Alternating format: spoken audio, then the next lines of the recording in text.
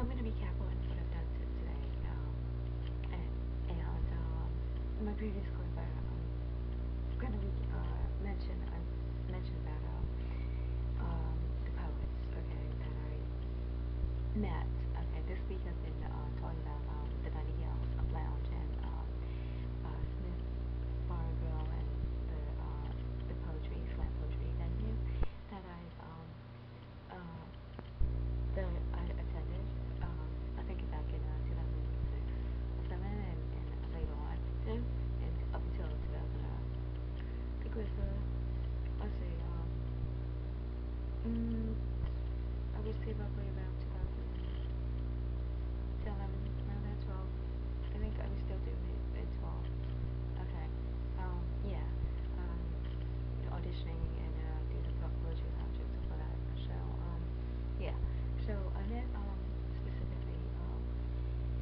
I want to clarify something. I met two poets besides Ballerino. That's what made me think about poets. The one that at least close to my age. Okay. Close. Okay. During that time in 2006, I was probably around 9 or 10, so I'm a little bit underage. And these two specific poets, Thomas Fucularo, okay, and yeah, Fucularo, okay, and okay, and what do you call it? Attempted Landing, Will Morris, aka Bill Afro, Thomas Fucularo.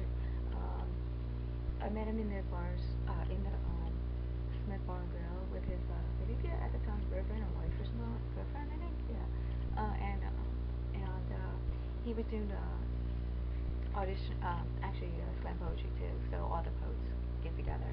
So during that time I was looking over all the venues of poetry slam and audition and performing arts and stuff like that. And that's where I met him in the daytime.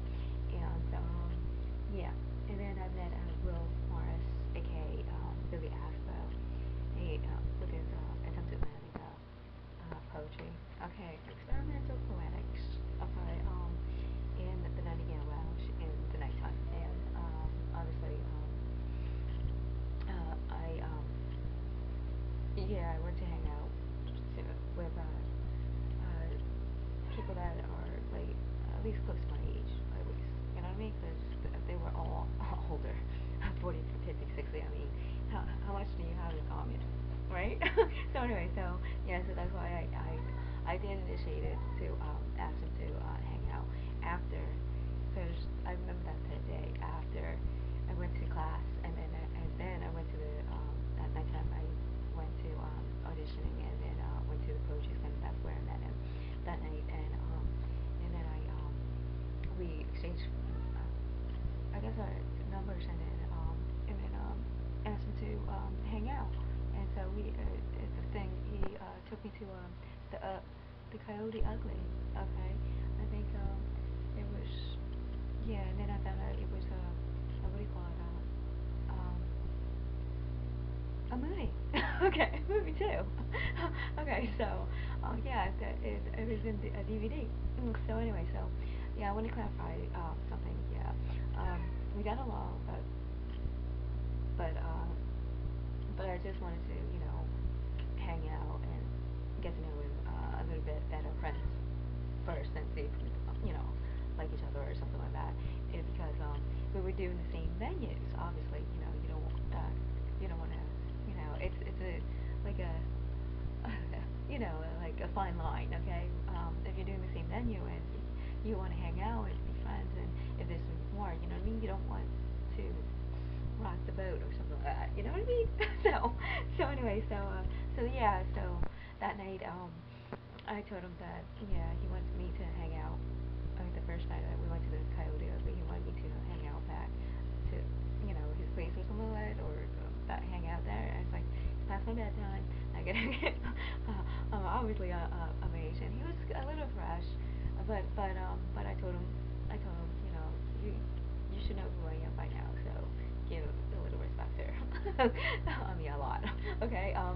So then, yeah, I think a peck on the cheek or hug or something like that, and then we're off. And then I met him again. I saw him again at one or two times, meaning at the poetry slam venues, or the slam poetry and all the performing arts. That's, I wanted to clarify.